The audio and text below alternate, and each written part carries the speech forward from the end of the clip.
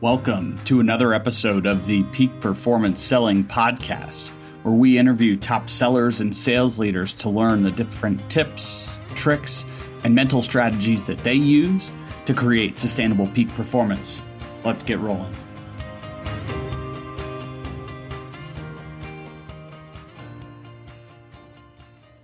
Welcome to today's episode of the Peak Performance Selling Podcast. Today, we've got somebody that I was introduced to in the last few months that you're going to find out pretty quickly why I am so enthused to bring Jeff Riseley onto the show. He has over a decade of sales experience, but really more importantly, understands the importance of mental health in sales and achieving peak performance. After battling his own anxiety, insomnia, and panic attacks throughout his sales career, Jeff has used his knowledge of mental health to inspire sales teams to reach their full potential through better mental health and well-being. And this really became important for him when he was diagnosed with testicular cancer in the summer of 2018. He found that these same strategies involving mindsets, perspective, self-awareness, empathy, self-control, mindfulness, optimism, grit, and your habits that made him successful in sales also really helped aid him in his recovery from cancer.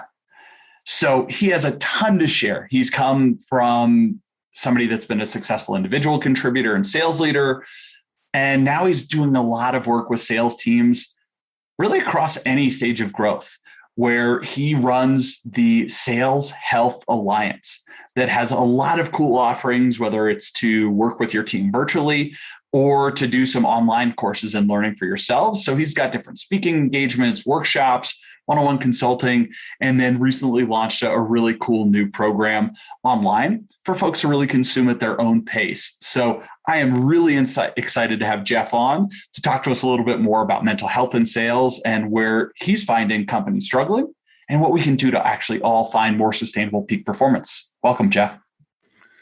Hello, Jordan. Super pumped to be here. That was an amazing introduction. So I'm excited to have this conversation because I know we were just nerding out pretty hard on some of this stuff before hopping on. So it's going to be a good one. Yeah, I'm really excited because I think a lot of people talk through COVID and seeing how that's come up as something that has really created much more awareness around mental health and employee well-being, and the fact that we need to focus on this, not just as our own individuals, but as companies. And so talk to us a little bit. We got some good insight into your journey, but talk to us a little bit about how you got into sales and how you started really focusing on mental health for yourself and then ultimately for sellers and sales teams as well. Mm-hmm. Yeah, great question. And it was really just born out of a necessity for myself. So I think a few people have heard this before, but I started working sales, again, like 10, 11 years ago now. It's crazy to think about how long a journey it's been since day one. But I started in sort of the classic type of boiler room sales environment. I was being measured on whether or not I could make $200 a day, achieve 2.5 hours of talk time. If you weren't hitting your metrics, you were let go pretty quickly. Very much a sink or swim type of environment. And on the surface, I did quite well from an individual contributor standpoint. I went on to be sort of one of the top reps in the organization, which was amazing. But behind the scenes, I was not okay. I was under this sort of intense pressure of hitting quota and this fear of losing my job. I just moved downtown and I was paying rent at a new condo. And it's just like, oh my God, like what's going on here? So I have really bad anxiety, insomnia, panic attacks in the middle of the night.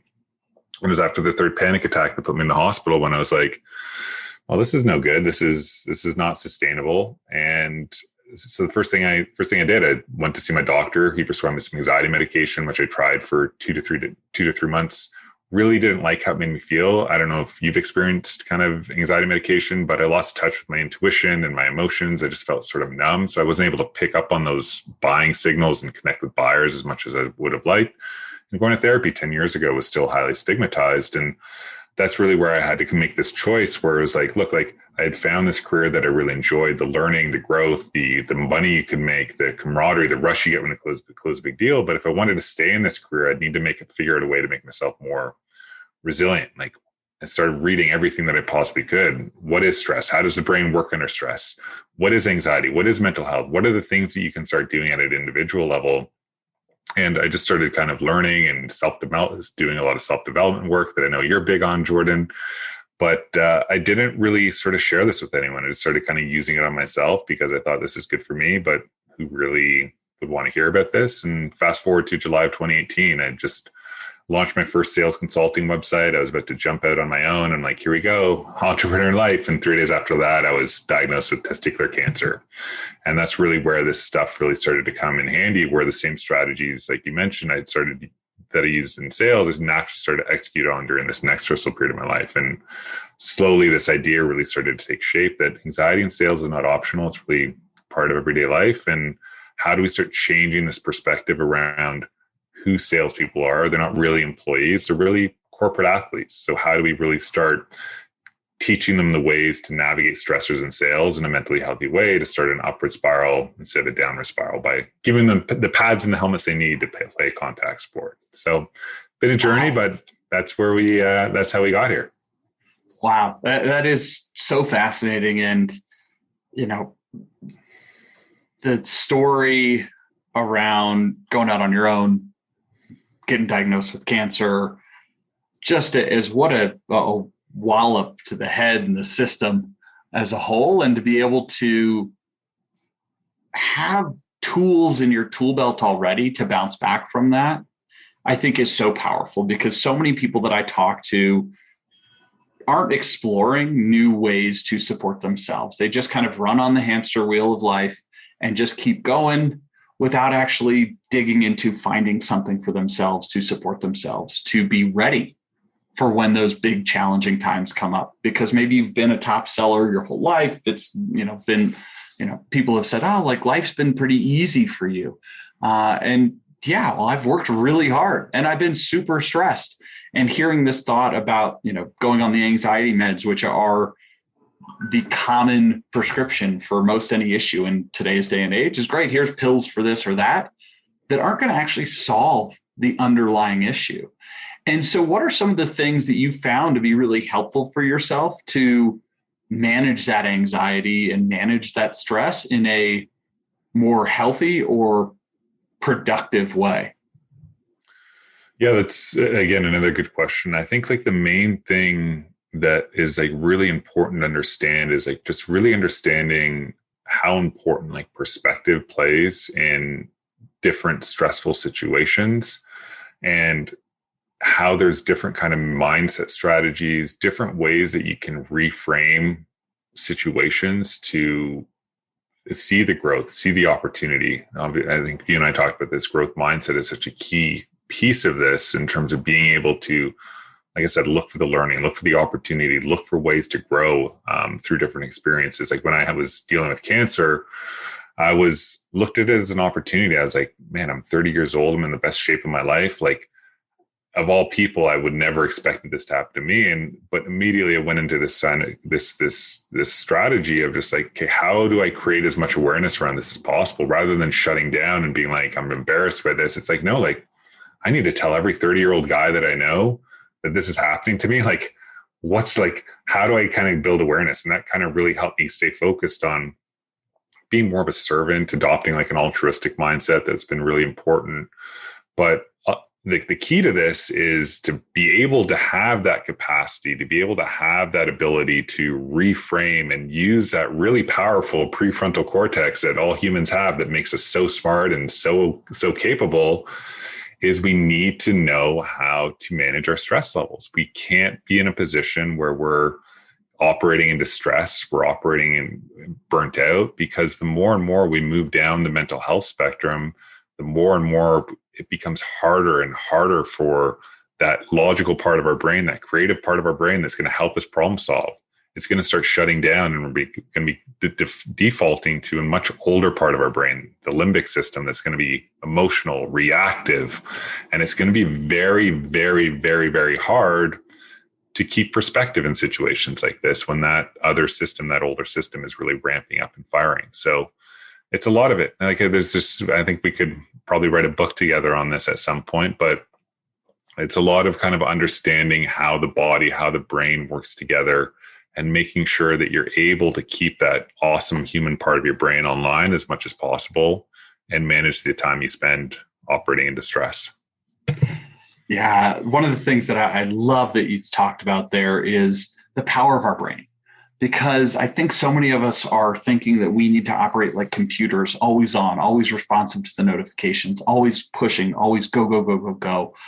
But we have this ability to get leverage from technology in today's day and age to help say, yeah, I'm going to throw my phone on airplane mode at night. I'm going to use technology to help me operate and perform better, opposed to being driven by the technology, which so much of our training and how we've grown up in today's day and age just doesn't really have us look at it like that, as we look at it more as a tool that starts to drive us. And knowing that most of the tech companies that you've done work with and that we're familiar with are programming us to continually scroll, to continually look for those notifications. And so really starting to think about using the power of the brain and getting into these areas that we see science bringing up in today's day and age, showing us that, oh yeah, if you take a break, that's okay.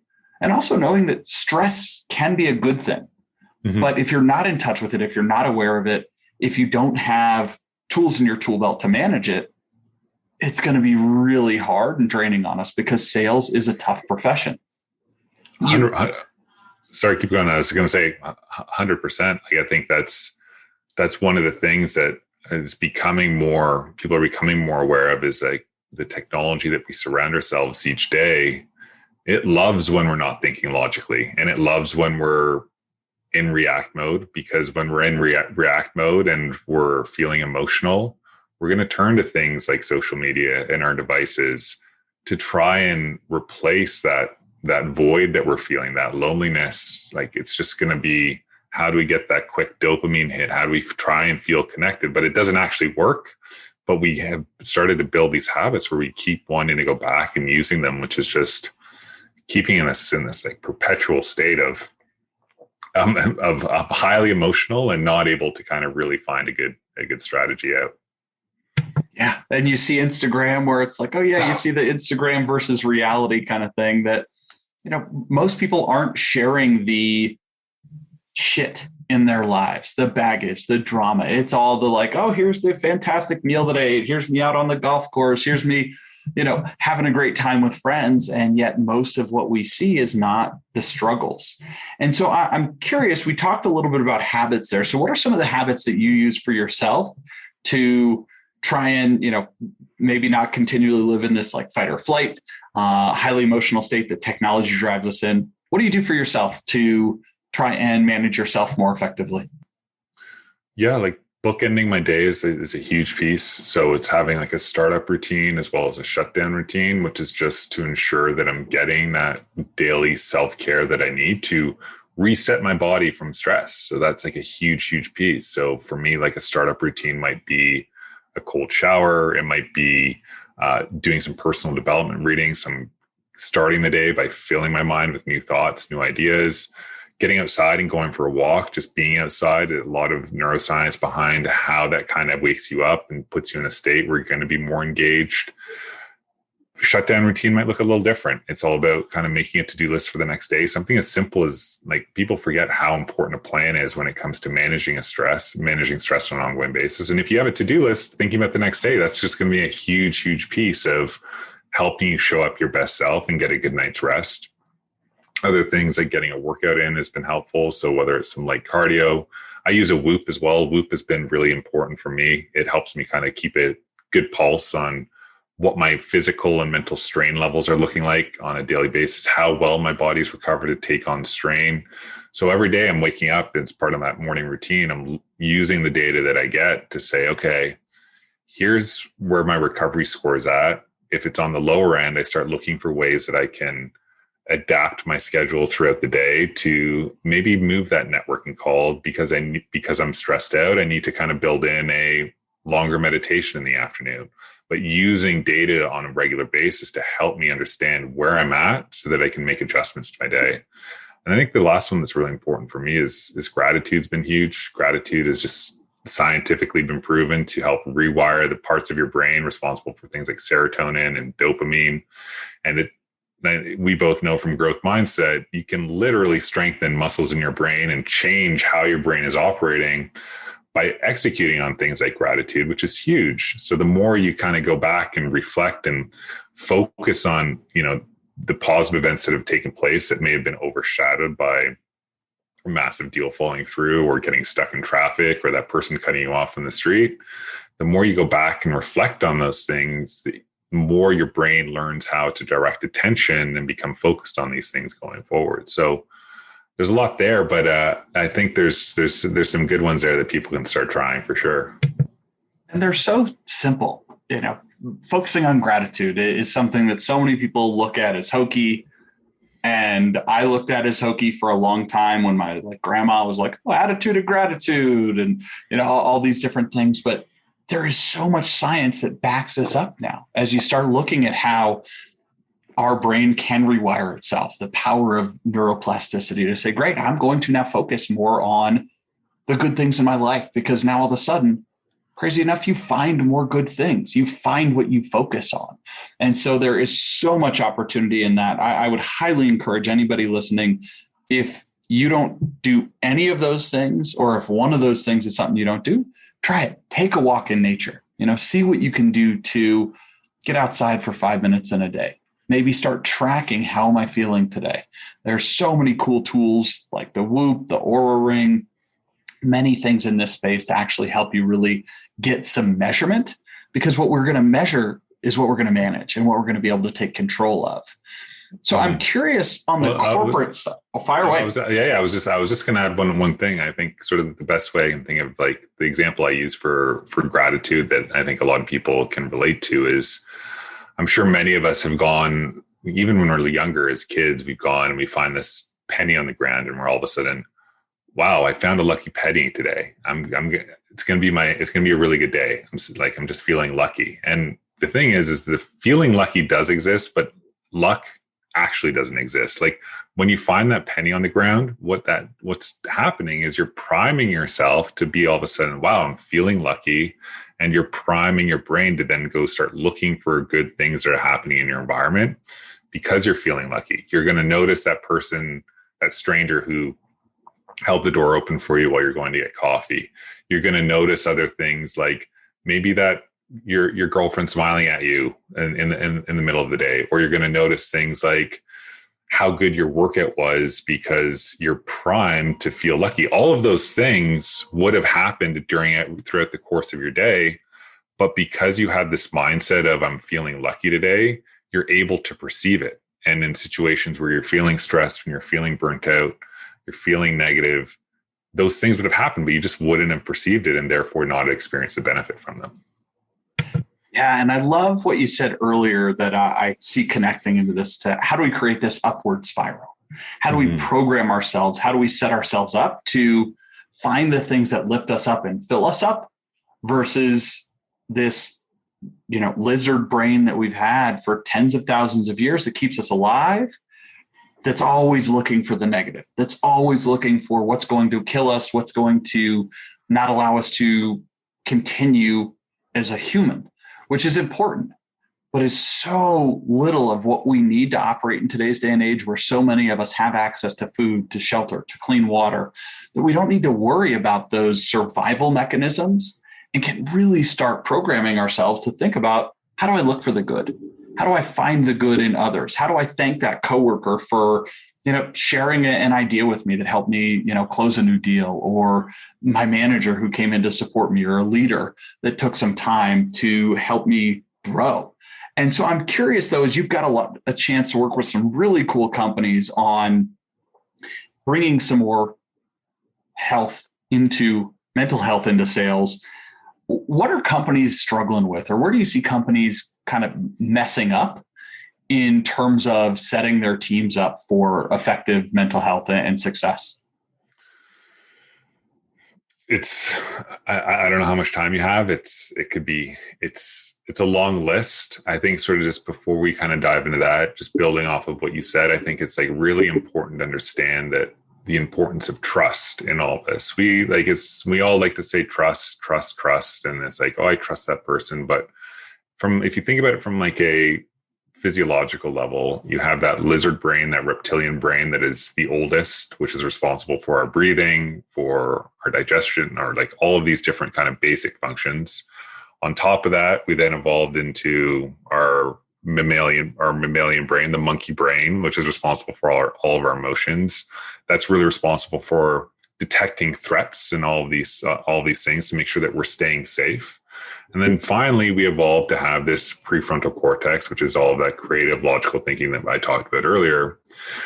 But the problem is our brain is naturally built to want to be on guard. And it's only when we're in environments and we're in situations when we can drop that guard to feel safe. And it really comes down to, do I trust the people that I'm working with on a daily basis to have my best interests at heart? Because only when we're in a trusting situation will that middle part of the brain that's on guard shut down and say, here, creativity and logic, go do your amazing things like close that big deal or learn that objection handle or do all of these cool things that we need to do as humans to thrive. So I think organizations are just like really missing the importance of trust, specifically within sales.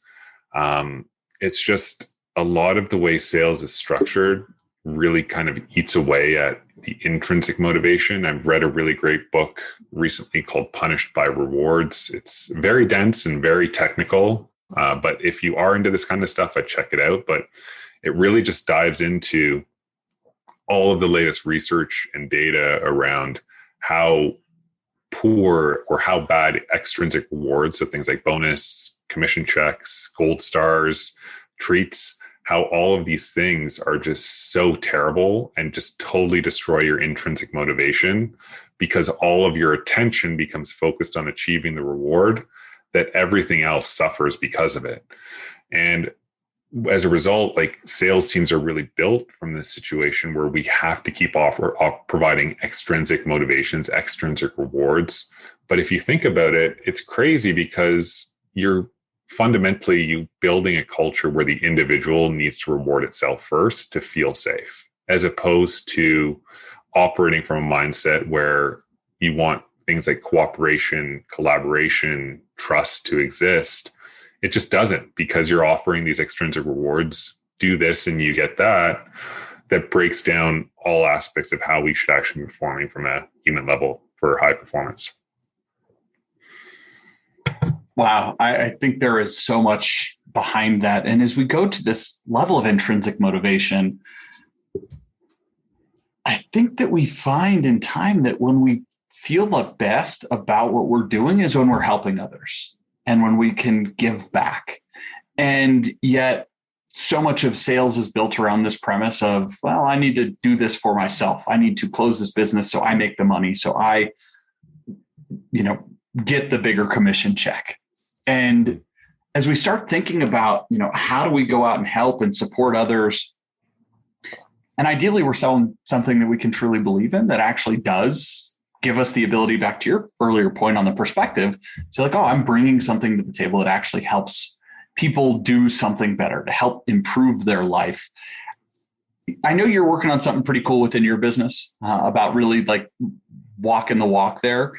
And talk to me a little bit about the program that you just launched recently around the online training, and then how you're actually making sure that you really give back so you can get that intrinsic motivation nailed that gives you more fulfillment than just saying, oh, I'm making money or whatever it might be. Yeah. So I've been very fortunate, because I think before I do a podcast, before I do a speaking engagement, before I do any of those types of things, the thing with anxiety is it's like a camera that's zooming in on your face, getting closer and closer and closer, showing all of your imperfections. And in situations like that, if you can change that to say, what about the person, anyone listening to this podcast right now? In my head, to get to kind of mitigate those emotions, I'm thinking, if I can help that one person who might not be sleeping or dealing with a panic attack, or even give just one person a little bit of hope, my attention is all focused on serving them. So I'm lucky that I get to do this on a daily basis, and I genuinely get a lot of motivation from helping people. But past that, I think through the online course that I built, the other thing that I'm really starting to become more passionate, involved with is how do I start also getting involved with climate change and this kind of external threat, this monumental threat that we're all going to be facing over the next 20, 30 years that needs to be addressed. So through the online course, I've started to donate 15% of sales to tree planting, which I'm really excited about. So $1 equals one tree planted, which is just super exciting. But my whole kind of reason for doing this is it's to hopefully inspire someone to be like, you don't need to be a billionaire or a philanthropist, or you don't need to be a multinational company. I'm one person working at Sales Health Alliance. It's very unsteady cash flow still to this day, but I see the importance of, getting involved, and it doesn't take a lot. And hopefully this inspires people to start kind of looking at different ways that we can, again, start building this global community and helping and supporting each other. And I think at the root of it, a lot of it is calming down at a macro level, everyone's kind of anxiety and stress levels, calming it down so that we can all get to a place where we can be more compassionate, more empathetic, and understand each other a little better. That's beautiful. And I applaud you on that, because it is where we can actually make a difference. We don't have to be donating, Bill Gates level of dollars at this time. And it all starts now, because I think a lot of the folks that I've interviewed, that I've talked to, that really can sustain their sales career and really excel, whether it's as a leader or an individual contributor, is around some way of giving back. Whether it's measuring, I think it's Clayton Christensen that talks about, what is your yardstick that you will measure your life with? And most of the people that I really look up to or have had a chance to learn from don't measure their success by the dollars they've made, the number of times that they've been number one, but they measure their success on the amount of people that they've been able to help, the amount of people that they've been able to help develop and grow into the CFO role, that have gone on to do bigger and better things. And so whether that's for our planet, whether that's for somebody else around you, I think looking for that perspective on how can I help someone else and the rest of my community is so powerful as we think about sustainability in our performance. 100%. And I think that would be a really good experiment for a sales leader to try. Like, if you think about, there's so many, I'm sure, like, decent sized organizations are already have charitable work and contributing to different organizations, which is amazing to see. But think about how much better that would be if you're working, sometimes selling a tech product can be abstract, and helping sort of the individual buyer, it's very easy to lose sight of that. But why don't you empower your team? If you go to every kind of rep on your team and say, this isn't going to impact your commission at all, but for the next 6 months, 5% of every sale that you make is going to go to a charity that you really believe in and you really support, and you something that you believe in and want to get behind. You go out, find it. It doesn't matter what. But think about how big a difference that would be from a sales perspective and a sales point of view. If that person is then saying at the end of those 6 months, holy smokes, like, I just contributed this amount to this cause that's really deep and important to me. What would that do to performance versus, hey, here's $1,000 cash incentive for hitting your target? It's like, get out of here with that. Like, it's not, that's not going to build meaningful work. I love that so much. One of the things that I want to make sure we touch on, because we riffed on this a little bit earlier, is we're starting to see a lot of companies, provide these mental health days and provide, maybe quota relief so you can take vacation. Because even though, especially in the tech world, unlimited time off and all these things sounds great, but like, for me as a seller that's focused on my own mental health, like, I tell a lot of people, I'm like, I don't really ever take a vacation. I'm always connected. Like, I rarely shut everything off, because there's always this pressure of quota. There's always this concept of there's more work that could be done. And so what are companies, where can companies learn or improve around how they actually help support their employees get the most out of the mental health days or the time off that they're giving them to really support their mental health in a effective way? Yeah, so I think the main thing, I think there's kind of two buckets, and this isn't to say that you shouldn't offer mental health days or time off, weeks off, whatever. Like those are going to be effective to a certain extent at offloading some of the stress that someone is dealing with. We know vacations and that good stuff works, but they're operating the sort of the two pitfalls that I see from like a wellness day or mental health week or whatever is they're operating under two main assumptions. The first one being they're assuming that every single person in their organization understands what stress is, what mental health is, where they're at in terms of at an individual level, and what they can be doing at an individual level. What are the tactics, the skills, and the strategies they can do to say, okay, based on where I am, here's what I need to do to rest and recover from this stress versus partying and going to the park and drinking beer or playing video games. That was a big one for me back in the day. So they're assuming that people have this base level understanding, which from my experience in the conversations I've had, most people don't. So that's number one. And two, they need to understand why this is important. They need to be motivated to want to spend their free time executing on things like self-care. We all know things like meditation. We know the benefits of meditation. We know the benefits of going to the gym. We know the benefits of practicing gratitude every day. But if this is new to you, they're not fun to start. They aren't fun things to say, hey, wow, I practice gratitude for the first day. That is just such an immediately beneficial thing that I can't wait to do the next day. They're kind of not fun to do, but they do pay off in the long term. So you need to really understand that deep understanding that you have to have a really strong company vision, a deep connection with your work, make work more meaningful. So you know the why behind why it's important to start showing up your best self and use this time to rest, to come back, do some of these more challenging things, to come back the next week when you're feeling better so that you can perform your best. And something like knowing your why, like I think a good example of this is at Indeed, for example. I was there for about a year and a half, and they had this really amazing mission. Their mission that was all over their shirts, all over their walls. I still have their shirts because they're so comfy. But there was this like, we help people get jobs. And from the first 2 weeks of onboarding training, it was so meaningful. Like, you know, the stuff that you're selling is you're helping people find their dream jobs and you're helping people find jobs.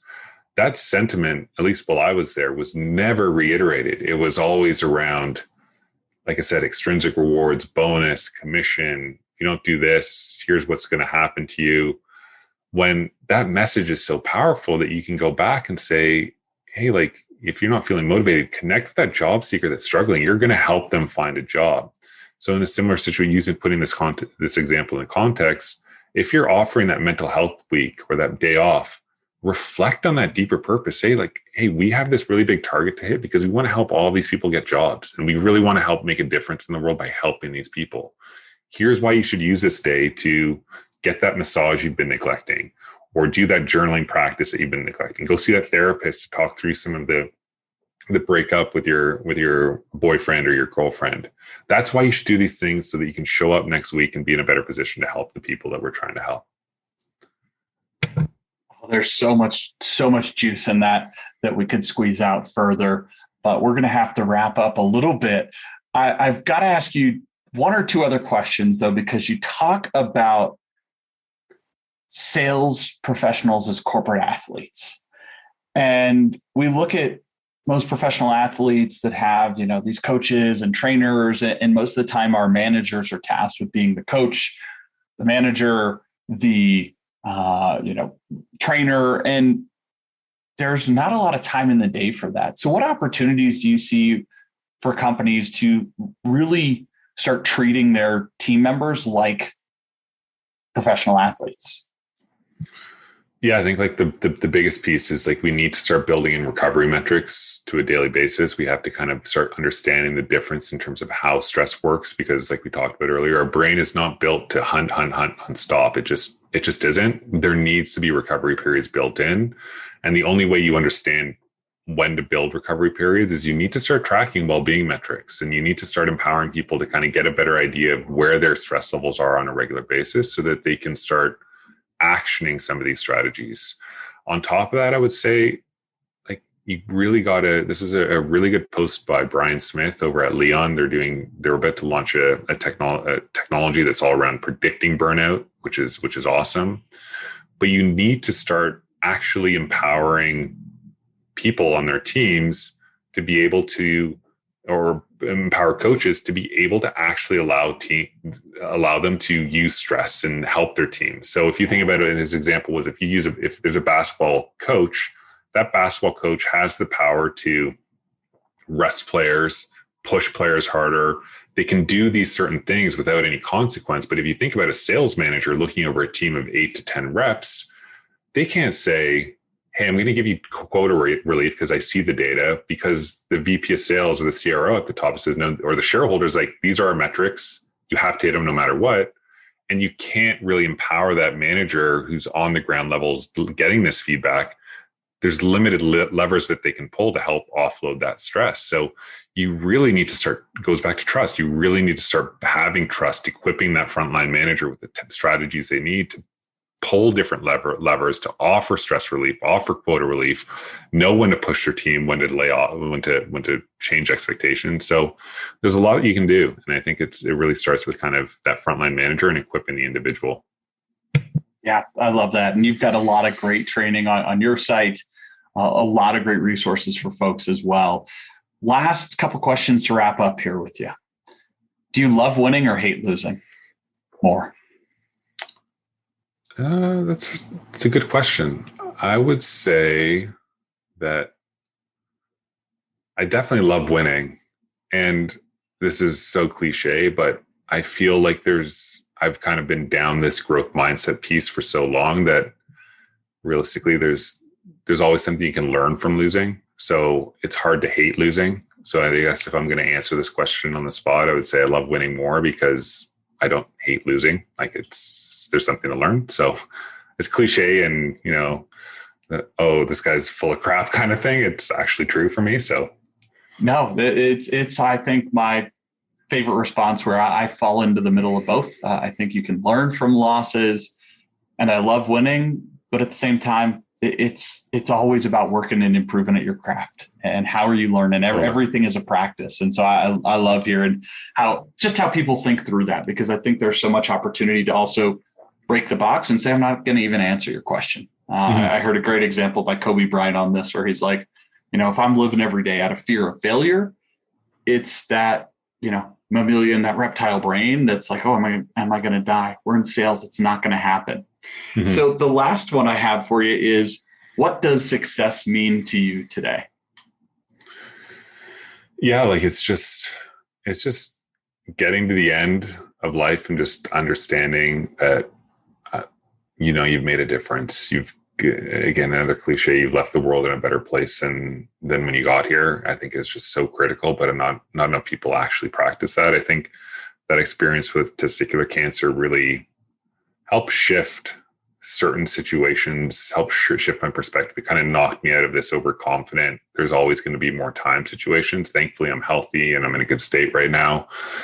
And I hopefully don't need to worry about cancer anymore, but it's one of those things where it really kind of helped me kind of really embrace how important it is to live in the present and kind of live by this idea of, meditating on death frequently, because it really helps align your priorities on a daily basis to say, how do I want to kind of leave this earth when it's done? And anyone that I've spoken to that goes through that exercise, it's not going to be, well, I want to leave it with $10 million in the bank account or with a house on the countryside and 2 boats. Like those are never the answers that I hear. They come back to, I want to work hard and I want to kind of sell something meaningful. I want to have a family and, set my family up for success and do all these great things. Like it's all relationships. It's all trust. It's all about community driven goals. And I think that's for me. It's like, how do I just kind of get back to leave this place a better world, or at least for something like climate change, at least know that I, did my part to fight and try and help. I think that's so beautiful. I was, I guess, fortunate enough to have my dad have cancer a couple times when I was younger. One of my best friends had a pretty nasty bout with leukemia, and realized that not every day is given, not every breath is given. And that meditation on death and realizing that we're all going to die, and it's pretty out of most of our control. It is super powerful. It's scary, but at the same time, it is the reality that we live in. So I love that thought for us. And everybody here needs to find you, needs to check you out and follow what you're doing with Sales Health Alliance. Where should people find you, Jeff? Yeah, so you're welcome to follow me or connect with me on LinkedIn. So Jeff Riseley, Riseley, saleshealthalliance.com. There's all sorts of, there's over, I think like well over 100 pieces of content now around things like mindset, resilience. My whole approach to the business is, how do I be a resource first, business second? So I wanted to kind of create this online LMS where people can go and just search and find what they're looking for. So there's lots of free resources on there, which are great, free ebooks that you can download. And then if you're looking for more tactical strategies you want to start using, just click on the training button and deliver 5-week programs to organizations and sales teams. But I've also kind of released an online course as well that is, again, more getting into some of these mindset strategies, some of these resilience tactics, actionable things that you can start doing that are rooted in physiology, rooted in positive psychology, rooted in neuroscience. How do you literally activate your mind and your body to make sure that you're effective every single day? So highly recommend anyone checks that out, because it's all really good, actionable stuff that's rooted in science, as opposed to this, oh, you should meditate for no good reason at all. It's going to tell you exactly why certain things work and how they can help you perform your best in sales. This is fantastic. Well, thank you so much for sharing your knowledge, your story, this incredible information with us that can help us all either deal with the crap that we're already dealing with today in a much better way, or be ready for when life does get challenging, because it's going to come up. The struggles are going to come up. The tough months are going to come up. And if we can have a tool set at our disposal, we can go ahead and make it a great day. So thanks so much, Jeff, and have a great rest of your day. Yeah, thanks, Jordan. Appreciate it. It's thanks to help from listeners like you, this podcast can continue to grow and help others. If you found anything helpful in today's episode, please take a second, share with a friend, and leave us a 5-star review on iTunes or wherever you get your podcast today. Thanks.